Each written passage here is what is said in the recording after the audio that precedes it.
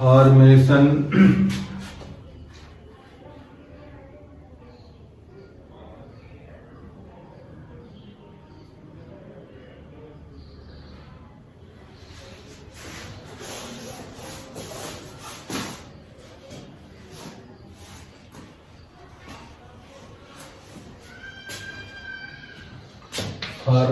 Of simplex table from given equation. अगर हमारे पास जो है एलपीपी में 4-5 इक्वेशन दी गई हो, उनसे कैसे सिंप्लेक्स टेबल बनती है या स्टार्टिंग सिंप्लेक्स टेबल कैसे बनती है वो देखते हैं। तो मान लेते हैं हमारे पास कोई जेड दिया गया होगा जो मैक्सिमम में होना चाहिए। जेड मैक्सिमम में होने के लिए हमारे पास कोई 2-3 इंफॉर्मेशन दी गई होगा एटलीस्ट। तो x1 + 2x2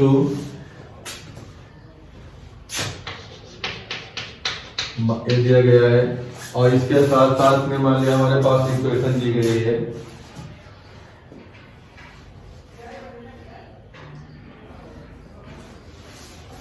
अब की बार इक्वेशन जो है कुछ भी हो सकती है, तो इक्वेशन को हम लोग मान लें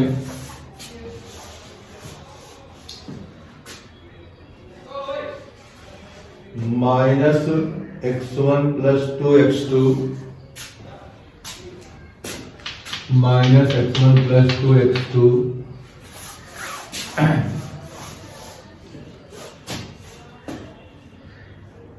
less or equal to 8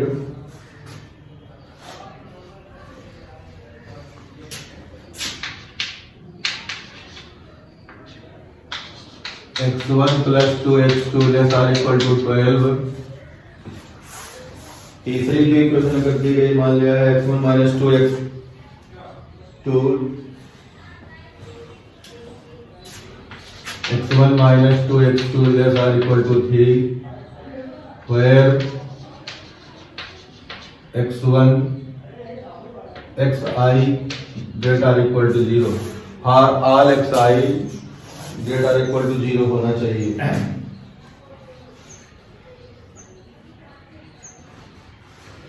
अब इस दिए गए तीनों हमारे पास इसमें लेस देन है, तो इसका मतलब स्लैक वेरिएबल आएंगे। तो स्लैक वेरिएबल जो आएगा तो हमारे पास मैट्रिक्स फॉर्म में लिखने के लिए जो इक्वेशन आ जाएगी x1 + 2x2 + x3 = 8 हो जाएगा। फिर दूसरी हो जाएगी x1 + 2x2 + 0x3 + x4 ये इक्वल टू हो जाएगी 12। तीसरी हो जाएगी x1 - 2x2 + 0x3 + 0x4 + x5 = 3। तो 3 स्लैक वेरिएबल जो है हमारे पास यहाँ पे आ गए। स्लैक वेरिएबल हमारे पास कौन कौन से हैं x3, x4 and x5। 3 slack variable हमने ढूंढ लिए। तो अब फॉर्मेशन ऑफ सिंप्लेक्स टेबल के लिए जो है हम प्रोसीड कर रहे हैं। तो अब इसके लिए जो है हमारे पास जो पहले स्टार्टिंग सिंप्लेक्स टेबल जो बनेगी उसको देखना है। तो यहाँ पे जेड की वह इक्वेशन जो है एक बार लिख लें। तो जेड मैक्स है, मिनिमम होगा तो माइनस से मल्टीप्लाई करना पड़ेगा। तो है x1 + 2x2 + 0x3 + 0x4 + 0x5। ये कास्ट फंक्शन हो जाएंगे जो x1 x2 x3 x4 x5 के कोफिशिएंट हैं। तो इनकी वैल्यू जो है हम लोग अभी जरूरत पड़ेगी टेबल में तो देखेंगे। अब हमें इनको जो है फॉर्म करना है, सिंप्लेक्स टेबल जो है बनानी है।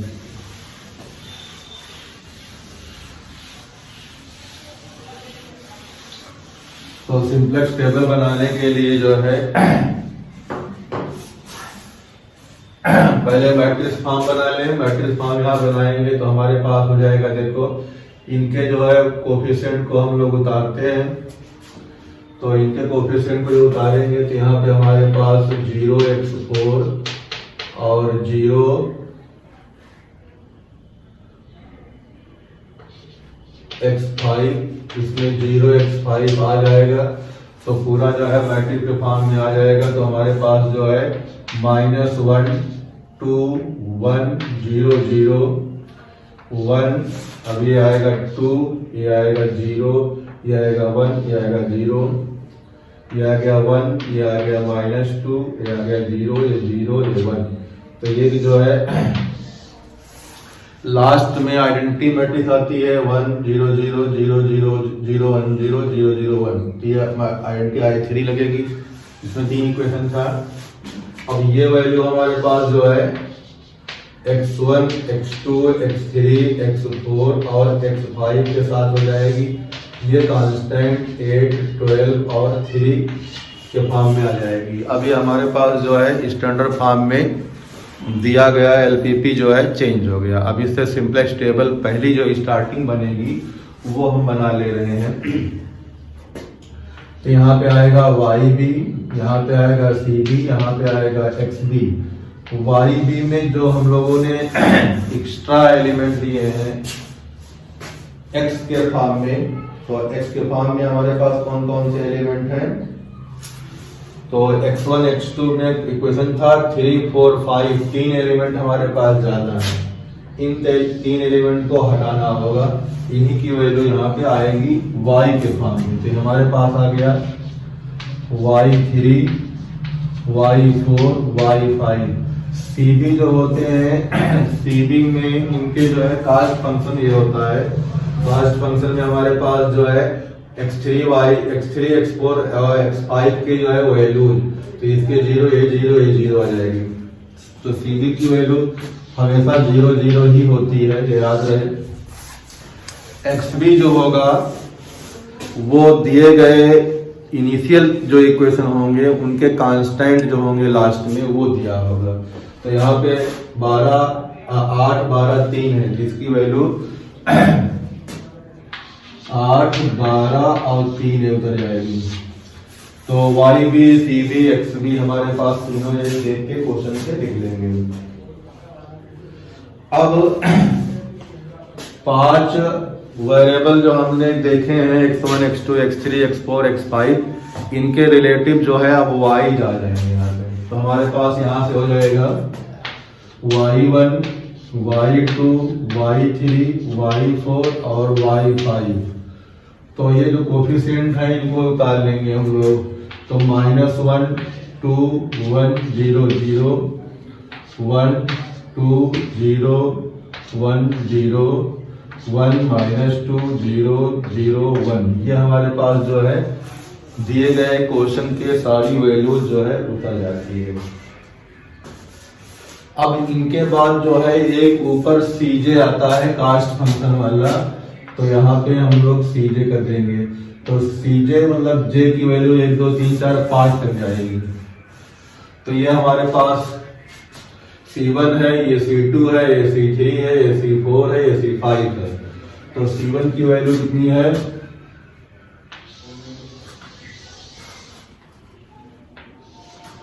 तो इसकी C1 की वैल्यू हमारे पास हो जाएगी कितनी?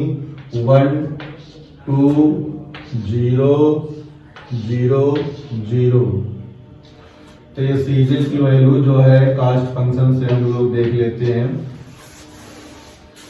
जो कोफिशिएंट्स होते हैं x1 x2 x3 x4 x5 जहां तक जाता है उसको CJ में लिख लेते हैं। इतना बन गया। फिर अब हमारे पास जो होता है इसी टेबल को क्वेश्चन से जहां इतनी चीज जो आई है वो क्वेश्चन से हम लोगों ने उतार लिया। दिए गए क्वेश्चन से ये सारी वैल्यू या एंट्री करनी थी उसको हम लोगों ने कर लिया। अब इसी में फर्दर जो कैलकुलेशन करना है वो कैलकुलेशन किस वैल्यू का करना है ये सीखना है। तो यहाँ पे y3 y4 y5 जो एंट्री हुई है इनमें y1 y2 लाना होगा। ठीक y1 y2, क्योंकि दो ही में आंसर x1 x2 का हमें निकालना था, तो y1 y2 लाना होगा। ये बाहर जाएंगे और y1 y2 एंट्री करेगा। तो उसके लिए हमारे पास जो है यहाँ पे जो मिनिमम रेशियो देखना होता है xb और y का, वो या तो xb अपान y1 आएगा या तो xb अपान y2 आएगा। तो यहाँ पे जो हम लोग लिखेंगे, तो मिनिमम रेशियो जो आएगा वो आएगा या तो xb अपान y1 या आएगा xb अपान y2, यही जो आएगा। कौन सा आता है इसको ढूंढना पड़ेगा हमें zj माइनस cj से। किससे? zj माइनस cj से। अब zj क्या होता है? zj एक नया वेरिएबल आएगा और cj यहाँ हमें दिखाई पड़ रहा है, तो ये डिसाइड होगा कि ये वाला लिया जाएगा कि ये वाला लिया जाएगा। इसके लिए zj माइनस cj से देख के हम लोग देखेंगे कौन सा जो है जाएगा। तो अब यहाँ पे zj कैलकुलेशन, तो कैलकुलेशन फॉर zj,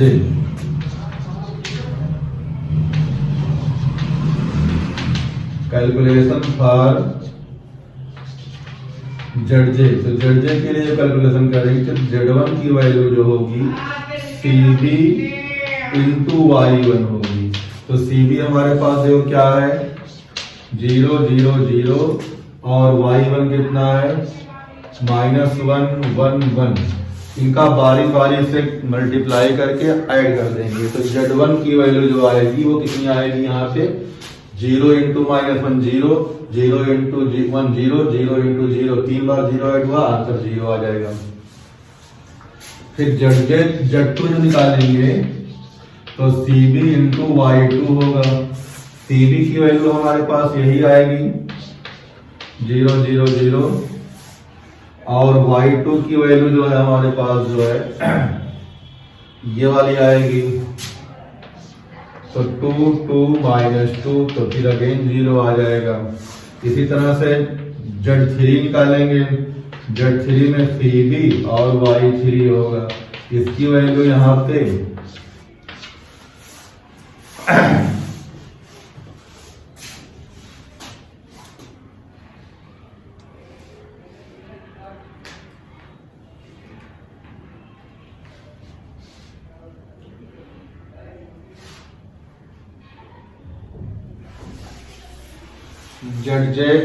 z3 की वैल्यू निकालेंगे तो ये तुम्हारे पास तीनों 0 अगेन, और यहाँ पे हमारे पास y3 की वैल्यू ही आ जाएगी 1 0 0, तो फिर हमारे पास 0 आ जाएगा।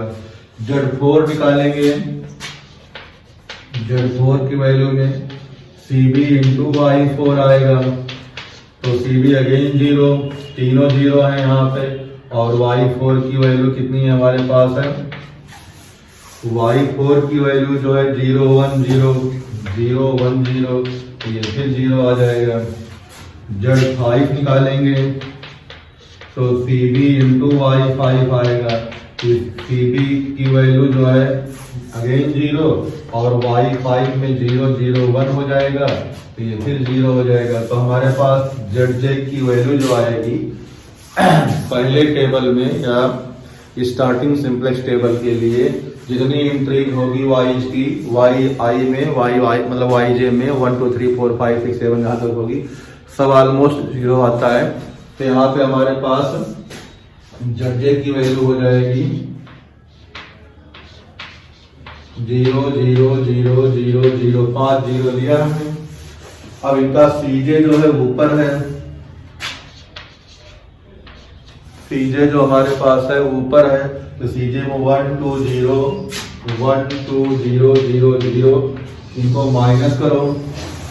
जिनको माइनस करोगे तो हमारे पास zj माइनस cj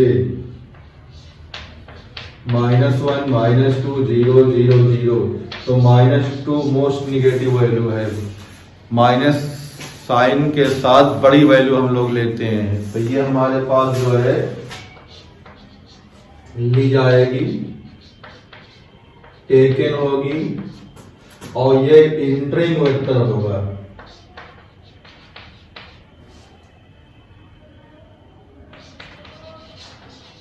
ये वेक्टर क्या होगा, इंटरिंग वेक्टर होगा। अभी हमारे पास यहाँ पे लिखना होता है, तो हम लोग कैलकुलेशन फॉर जेड जे और सी जे पहले तो होता है, उसको देख लिए।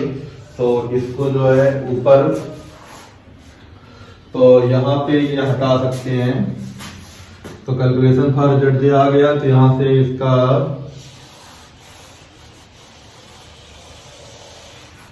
तो इस पे डायरेक्ट हम लोग यहाँ पे लिख लेंगे जेड जे माइनस सी जे,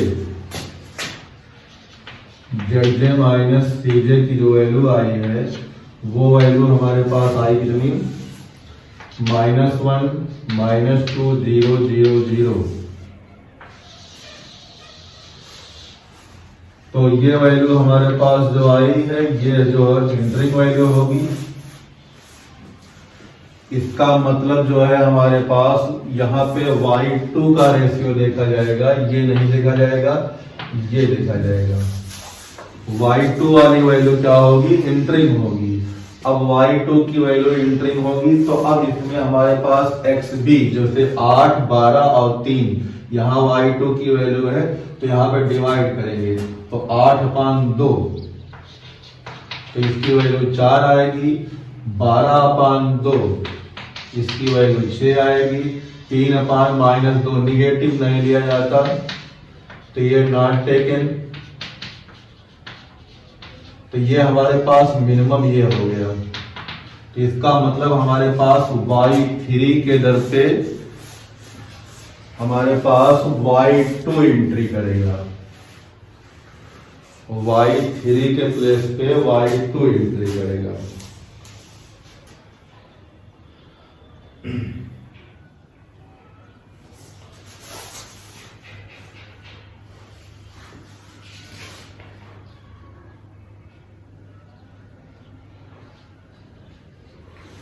तो अब जो है दूसरा स्टेप, जो हमारे पास दूसरी टेबल बनेगी, तो अब यहाँ पे हमारे पास दो चीज सीखनी है कि जो मिनिमम वैल्यू होगी वो यहाँ पे ये मिनिमम आई, तो इसको मिलाएंगे यहाँ से, तो जो इसको मिलाएंगे यहाँ पे ध्यान देना है, तो ये वैल्यू हमारे पास ऐसे आएगी, ऐसे आएगी, ऐसे आएगी, और इसको ऊपर इस तरह से करना है। तो जो डायगोनल कट करेगा वो हमारे पास की एलिमेंट होगा। यहाँ पे ये कौन सा होगा, ये की एलिमेंट होगा।